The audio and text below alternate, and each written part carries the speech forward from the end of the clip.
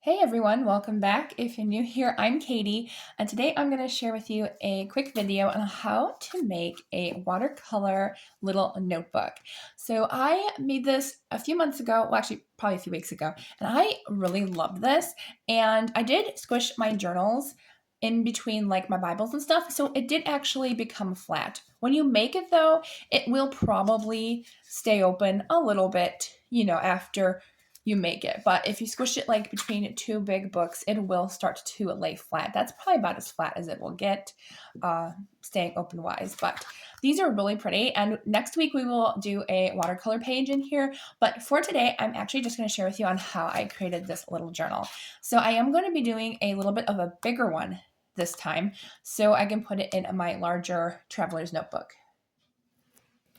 So this is my traveler's notebook that I have, and I think it is in A5, I believe. I will double check on that. But so it is a quite big one compared to this one, because this one fits in my smaller traveler's notebook. So I'm hoping that the new paper that I got is going to be good to just fold over. If it's not, then we're gonna have to cut it in half, but I'm gonna see. So I have this paper pad from Amazon. This is just called S Pure Paper. Oh, let me see if I can zoom out a little bit. There we go. So it's S Pure Paper, and it says cold press, 140 pound, 300 grams, so 20 sheets. So this is the one that I have, and it has pretty good tooth on it for watercolors. So I'm just going to grab one of these and see if it fits in my traveler's notebook just by cutting it in half. I don't think it will though. I think it's going to be too big, but we're just going to double check and see. And so I'm going to see, just based on folding it in half, if we can go ahead and do that, or do we have to cut a little bit off? And I don't mind the rough edges because I'm actually going to rough it up a little bit anyways. So we're going to go ahead and see how this looks. Just fold it in half and see. Okay, it is a little bit larger than what I wanted.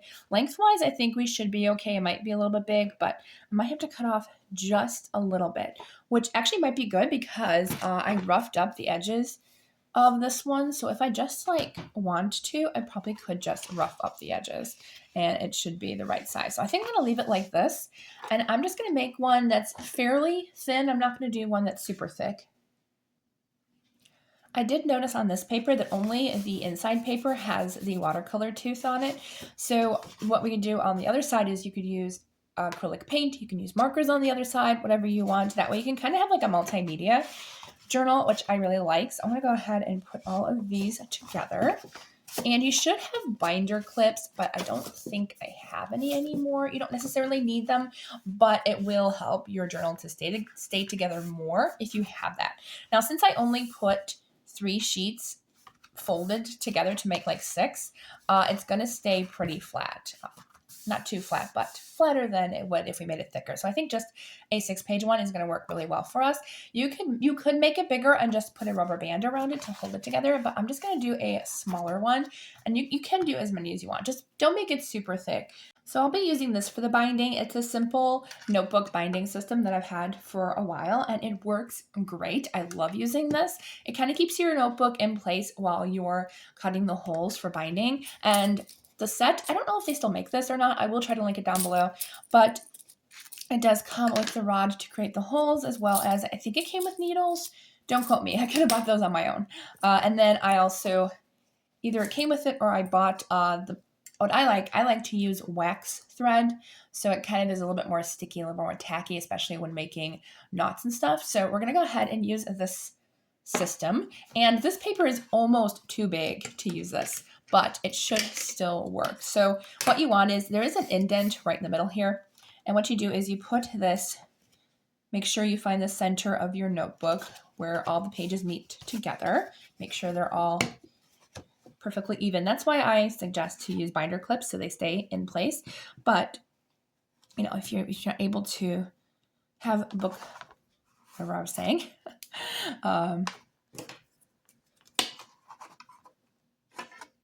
if you're not able to have book binders, then just make sure you find the center. And then you use these screws to tighten up the center.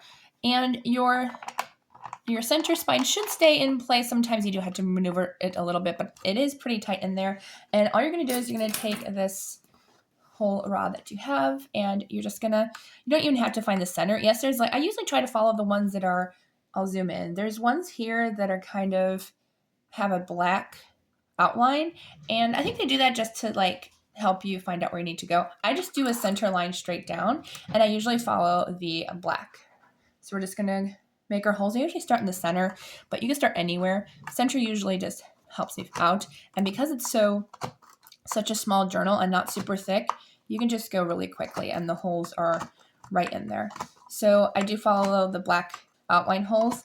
That way it's kind of like every other hole you're cutting through. You don't want to go all the way to the end either, but these are pretty spaced out to where you don't have to worry about that.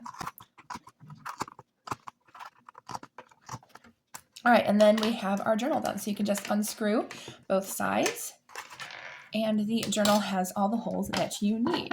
And it was tight enough in there that it actually stayed in place really nice. So I did see it's a little bit off, but it's not bad. So we're gonna move this out of the way. We're gonna go ahead and grab our thread, and I usually leave it uncut, or can I?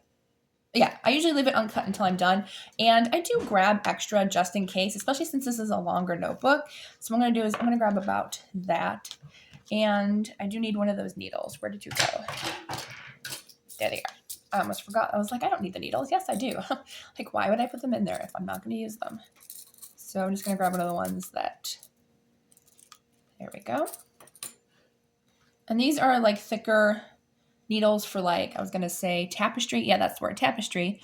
So they're thicker so the wax thread can go straight through. Not a regular sewing needle. You definitely want a tapestry needle or a thicker needle to go through. So I'm gonna put that on there. And I usually start from the center and start in the back because that's where your knot's gonna be. You could put your knot in the center, which actually, I might actually do that this time because sometimes, you don't want to, oops, sorry, hit the camera. You don't want to show it on the outside. It just depends on your preference, but I think I'm going to go ahead and put it on the inside this time actually. So I'm going to go ahead and start in the center. All right, so this is our center, and I'm just going to go ahead and push this through. I'm going to zoom out a little bit. That way I don't hit the camera, but you're just going to take it and you're going to put your thread through and make sure you have enough to go halfway. And I would say about 1.5 feet or so should be okay. I do a little bit extra because, I mean, it's pretty easy to get this thread and pretty cheap. So what you're going to do is you're just going to go back in and you're just going to go all the way up through the holes. Thankfully, it is a thinner notebook because sometimes it is a little bit harder to put the needle through the holes, especially if it's thicker.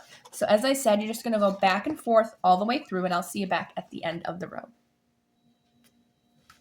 Once you hit the top of the notebook and you pull it straight through to finish that off, you're just going to go straight back into the hole underneath that one and just continue that same pattern. So you're going to go in one side, because otherwise you're going to have what looks like gaps in between the threads.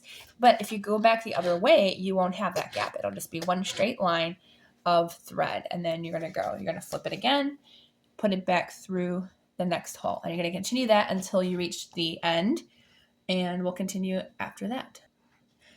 I made it back to the center hole, and now what I'm going to do is I'm just going to continue the same way we did before. Go back and forth all the way down until you hit the bottom, and then go work your way back until you hit the center and stop in the center. Now we're back at the center, and yes, you will have a gap here. Don't worry about that. It'll be taken care of when we do the knot. So we finished it up. We did have enough string to do both sides. Sometimes I worry about that. That's why I do extra just in case. We don't have that much extra, so that's good. So it's both sides. Both sides are completely sewn in. It could have been a little bit tighter, but I'm okay with how it looks. So what I'm going to do now is I'm going to go ahead and cut off our ends.